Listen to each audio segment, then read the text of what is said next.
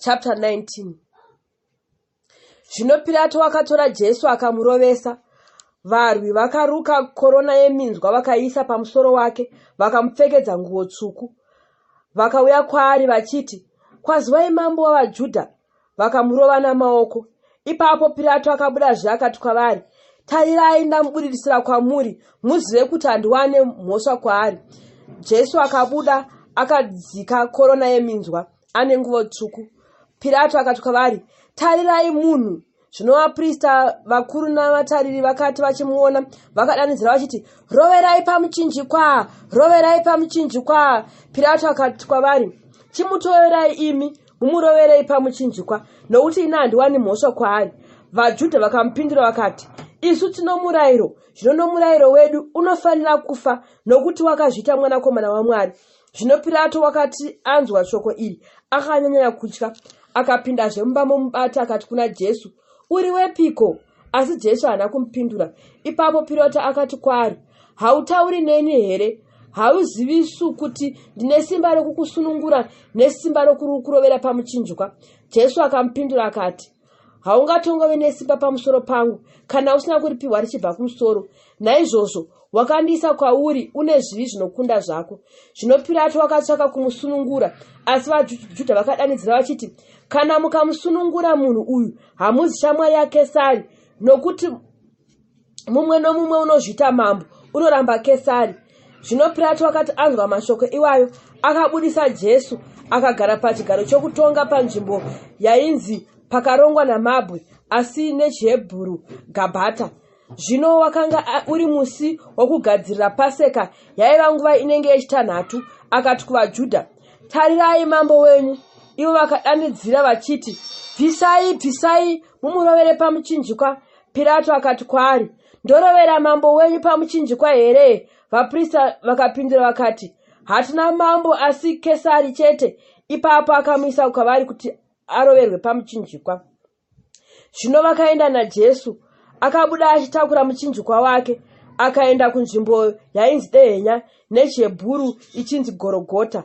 Pavakamurovera pamuchinjikwa navamwe vaviri naye, mumwe kuno rumwe rutivi, mumwe kuno rumwe rutivi, Jesu pakati. Pilato akanyoravo rugwaro akaruisa pamuchinjikwa, kwakanga kwakanyorwa kuchinzi, "Jesu weNazareta, mambo wavaJudha." Zvino vaJudha vazhinji vakarava rugwaro urwu, nokuti nzvimbo iyo pakanga pakanyorwa Jesu pamuchinjikwa yaiva pedyo neguta. Rwakanga rwakanyorwa nechiHebheru, nechiRoma nechiGiriki. Ipapo vaprista vakuru vavaJudha vakati kuna Pilato, "Musanyora muchiti mambo wavaJudha, asi kuti iye wakati, 'Ndiri mambo wavaJudha.'" Pilato akapindura akati, "Zvandanyora, ndanyora." Zvino varwi vakati varovera Jesu pamuchinjikwa, vakatora nguo yake vakaita migove mina, murwi mumwe nomumwe mugove wake nenguo yapasiwo. Zvino nguo iyi yakanga isina pakasonwa, asi yakanga yakarukwa yose kubva kumusoro kwayo.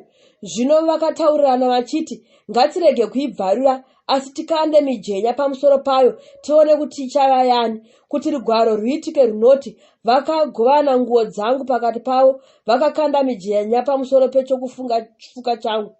Ndizvo zvakaitwa navarwi. Zvino pamuchinjikwa waJesu pakanga pamire mai vake nomunun'una wamai vake, Maria mukadzi waKlopasi naMaria Magadharini. Zvino Jesu akati achiona mai vake nomudzidzi waaida amirepo, akati kuna mai vake, "Mai, tarirai mwanakomana wenyu." Ipapo akati kumudzidzi, "Tarira mai vako." Kubva panguva iyo mudzidzi akavatora akavaisa kumba kwake. Shure kwaizvozvo Jesu akati achiziva kuti zvose zvapera, kuti rugwaro rwuitike, akati, "Ndine nyota." Pakanga pamirepo hari izere nevhiniga. Zvino vakaisa chipanje chizere nevhiniga parutanda rwehisopi, vakaruisa kumuromo wake. Zvino Jesu akati agamuchira vhiniga, akati, "Zvapera." Akakotamisa musoro wake akapa Mwari mweya wake.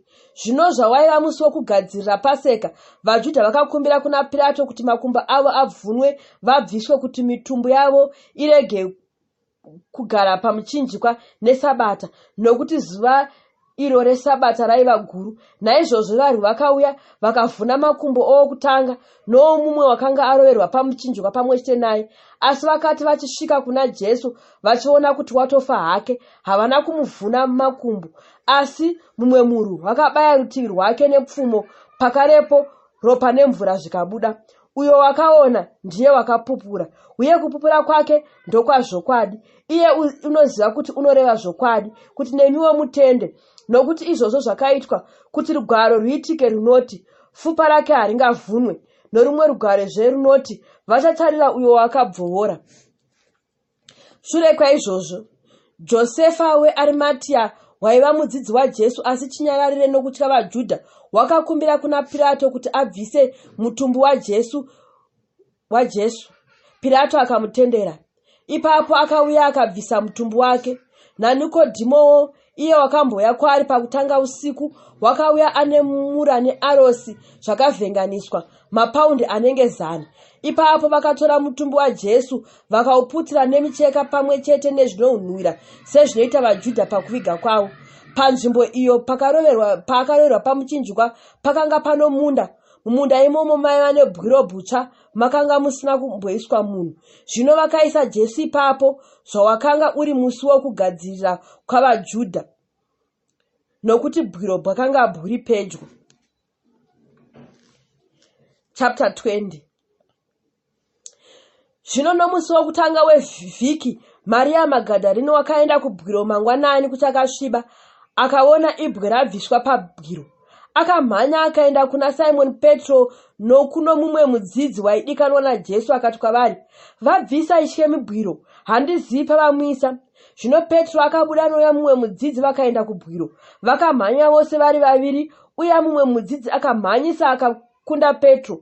Akatanga kusvika pabwiro, akakotama achidongorera, akaona micheka iri pasi, asi haana kupinda. Zvino Simon Petro akasvikavo akapinda mubwiro, akaona micheka iri pasi, nomucheka muduku wakanga uri mumusoro wake, usati uri kune mimwe micheka, asi wakapetwa uri pamwe woga. Zvino uya mumwe mudzidzi akapindavo, iye wakatanga kusvika pabwiro, akaona akatenda. Nokuti vakanga vachigere kunzwisa rugwaro runoti, unofanira kumuka kuvakafa. Zvino vadzidzi vakadzokerazve kumusha kwavo. Asi Maria wakaramba amire kunze kwebwiro achichema. Zvino achachema, akakotama, akadongorera mubwiro. Akaona vatumwa vaviri vane nguo chena vagere, mumwe kumusoro, mumwe kumakumbo. Ipapo pakanga paiswa mutumbi waJesu. Ivo vakati kwaari, "Mai, munochemeiko?" Akati kwavari, "Nokuti vabvisa Ishe wangu, zvino handizivi kwavakamwisa." Zvino wakati achireva izvozvo, akatendeukira shure, akaona Jesu amire, asi haana kuziva kuti ndiJesu.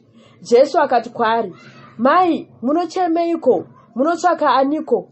Iye achiti ndiye murimi womunda, akati kwaari, "Ishe, kana murimi mamubvisa, ndiudzei pamamwisa ndinomutora." Jesu akati kwaari, "Maria!" Iye akatendeuka akati kwaari nechiHebheru, "Rabhoni," ndokuti mudzidzisi. Jesu akati kwaari, "Usandibata, nokuti ndichigere kukwira kuna Baba vangu, asi enda kuhama dzangu uti kwavari, ndinokwira kuna Baba vangu naBaba venyu, kuna Mwari wangu naMwari wenyu." Maria Magadharena akaenda akaudza vadzidzi akachiti, "Ndaona Ishe," uye kuti wakanga audzwa zvinhu izvi naye. Zvino ava madeko, pazuva iro rokutanga revhiki, mikova yapfigwa pavakanga vari vadzidzi nokutya vaJudha. Jesu akauya akamira pakati pavo akati kwavari, "Rugare kwamuri." Zvino wakati areva izvozvo, akavaratidza zvanza zvake norutivi rwake. Vadzidzi vakafara vachiona Ishe. Jesu akatizve kwavari, "Rugare kwamuri. Baba sezvavakandituma, neni ndinokutumaiwo." Zvino wakati areva izvozvo, akafemera kwavari akati kwavari, "Gamuchirai Mweya Mutsvene. Avo vamunokanganwira zvivi zvavo vanozvikanganirwa, avo vamunobata zvivi zvavo zvabatwa." Zvino Tomasi wainzi Dhidhimo, mumwe wavane 12, wakanga asipo pavari pakuuya kwaJesu. Zvino vamwe vadzidzi vakati kwaari, "Taona Ishe." Iye akati kwavari, Kana ndikasaona mavanga empambo muzvanza zvake, nokuisa munwe wangu paiva nembambo, nokuisa ruoko rwangu murutivi rwake, handingatongotendi. Zvino mazuva masere akati apfuura, vadzidzi vakanga varimo mukati naTomasi anawo. Jesu akauya, mikova yapfigwa, akamira pakati pavo akati, "Rugare kwamuri." Ipapo akati kuna Tomasi, "Uya pano nomunwe wako, uone zvanza zvangu, uya noruoko rwako, uruise murutivi rwangu, usava usingatendi, asi unotenda." Tomasi akapindura akati kwaari, "Ishe wangu naMwari wangu." Jesu akati kwaari, "Watenda nokuti wandiona? Vacharopafadzwa vanotenda, kunyange vasina kuona." Zvino Jesu akaita zvimwe zviratidzo zvizhinji pamberi pavadzidzi vake, zvisina kunyorwa mubhuku iyi, asi izvi zvakanyorwa kuti mutende kuti Jesu ndiye Kristu, mwanakomana waMwari, uye kuti muchitenda muve noupenyu muzita rake. Chapter 21. Shure kwaizvozvo Jesu akazviratidzazve kuvadzidzi vake pagungwa reTibheriasi. Akazviratidza kudai: vana Simoni Petro naTomasi wainzi Dhidhimo, naNatanieri weKana yeGarirea, nevanakomana vaZebhedhi, navamwe vaviri vavadzidzi vake vakanga vari pamwe chete. Simoni Petro akati kwavari, "Ndondobata hove." Vakati kwaari, "Nesu tinoendawo newe." Vakabuda vakapinda mugwa, asi usiku uhwo havana kubata chinhu. Zvino kwakati koedza, Jesu akamira pamhenderekedzo, asi vadzidzi vakanga vasingazivi kuti ndiJesu. Zvino Jesu akati kwavari, "Vana, mune chisevo here?" Vakamupindura vachiti, "Kwete." Akati kwavari, "Kandai rutava kurutivi rworudyi rwegwa mugowana." Ipapo vakakanda, vakasagona zvino kurukeva nokuwanda kwehove. Zvino mudzidzi uya waidikanwa naJesu akati kuna Petro, "Ndishe." Ipapo Simoni Petro wakati achinzwa kuti ndishe, akasunga nguo yake, nokuti wakanga asina, akazviwisira mugungwa. Asi vamwe vadzidzi vakauya nekagwa vachikweva rutava rune hove, nokuti vakanga vasi kure nenyika, asi makubhiti anenge 200.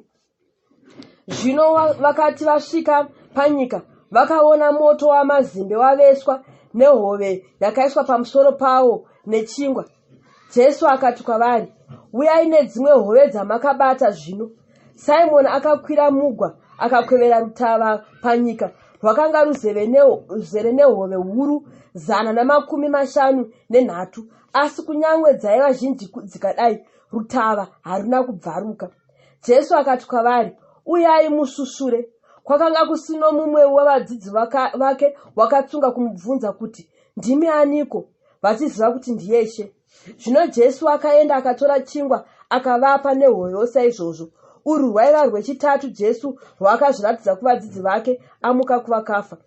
Zvino vakati vasusura, Jesu akati kuna Simoni Petro, "Simoni mwanakomana waJona, unorudo neni kupfuura ava here?" Akati kwaari, "Hongu Ishe, munoziva kuti ndinokudai." Jesu akati kwaari, "Fudza makwayana angu." Akati kwaari rwechipiri, "Simoni mwanakomana waJona, unorudo neni here?" Akati kwaari, "Hongu Ishe, munoziva kuti ndinokudai." Jesu akati kwaari, "Chengeta makwai angu." Akati kwaari rwechitatu, "Simoni mwanakomana waJona, unondida here?" Petro akarwadziwa mwoyo, nokuti wakati kwaari rwechitatu, "Unondida here?" Akati kwaari, "Ishe, munoziva zvose, munoziva kuti ndinokudai." Jesu akati kwaari, "Fudza makwai angu. Zvirokwazvo, zvirokwazvo ndinoti kwauri, uchiri jaya waizvisunga chiuno uchifamba kwawaida, asi kana wakwegura uchatambanudza maoko ako, mumwe uchakusunga chiuno achikuisa kwausingadi." Wakareva izvozvo achifananidza kufa kwaizokudza Mwari nako. Zvino wakati areva izvozvo, akati kwaari, "Nditevere." Petro akatendeuka akaona uya mudzidzi waidikanwa naJesu achitevera, ndiyewo wakasendamira pachifuva chake pachirayiro, achiti, "Ishe, ndianiko achakupandukirai?" Zvino Petro akati achimuona akati kuna Jesu, "Ishe, uyu uchaitweiko?" Jesu akati kwaari, "Kana ndikada kuti agare kusvikira ndichiuya, uneiko nazvo iwe? Unditevere iwe." Zvino shoko iro rakapararira pakati pehama kuti mudzidzi uyu haangazofi. Asi Jesu haana kureva izvozvo kuti haangazofi, asi kuti kana ndikada kuti agare kusvikira ndichiuya, uneiko nazvo iwe? Ndiyoyu mudzidzi unopupura izvozvi. Wakazvinyorawo. Tinoziva kuti kupupura kwake ndokwazvokwadi. Zvimwe zvizhinji zviriko zvakaitwawo naJesu. Kana zvainyorwa chimwe nechimwe, ndinoti kunyange nyika yose haingaringani bhuku dzinganyorwa.